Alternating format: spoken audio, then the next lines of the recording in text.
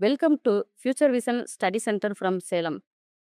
இந்த வீடியோவில் நம்ம பார்க்க இருக்கிறது இந்தியாவுக்கு வருகை புரிந்த வெளிநாட்டு பயணிகள். அந்த வரிசையில் இன்னைக்கு நம்ம பார்க்க இருக்கிறது முதல்ல மெகஸ்தனிஸ். இவர் ஒரு கிரேக்க நாட்டைச் சேர்ந்தவர். இவர் எழுதிய நூல் இண்டிகா.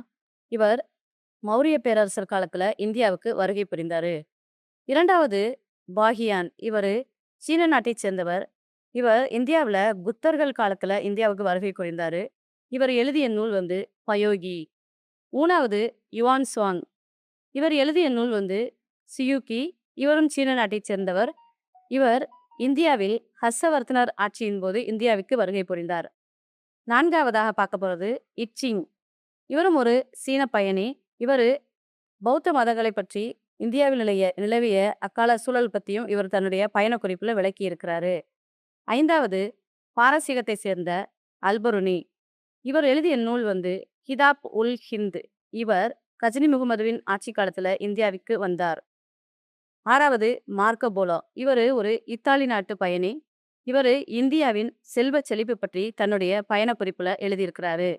ஏழாவது வெளிநாட்டு பயணி இபின் பதுதா. இவர் முகமது பின் துக்ளக் காலத்தில் இந்தியாவிற்கு வருகை புரிந்தார். இவர் ஒரு மொராக்கோ நாட்டு பயணி. ரேக்லா என்ற தன்னுடைய பயண நூலில் தில்லி சுல்தானியம் பற்றி விரிவாக எழுதியுள்ளார். எட்டாவது நிக்கோலா கோண்டி. இவர் இத்தாலி நாட்டு பயணி. ஒன்பதாவது அப்துல் ரசாக். இவர் பாரசீக பயணி. இவர்கள் இருவரும் விஜயநகர பேரரசின் ஆட்சி காலத்தில் இந்தியாவுக்கு வருகை புரிந்தனர்.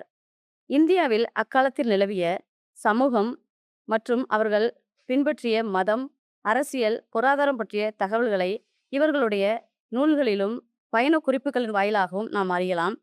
மேலும் பண்டைய இந்திய வரலாற்றை நாம் அறிந்து கொள்ள உதவும் ஒரு முக்கியமான ஆதாரங்களாக இவர்களுடைய நூல்களும் பயண குறிப்புகளும் நமக்கு கிடைத்துள்ளன. நன்றி.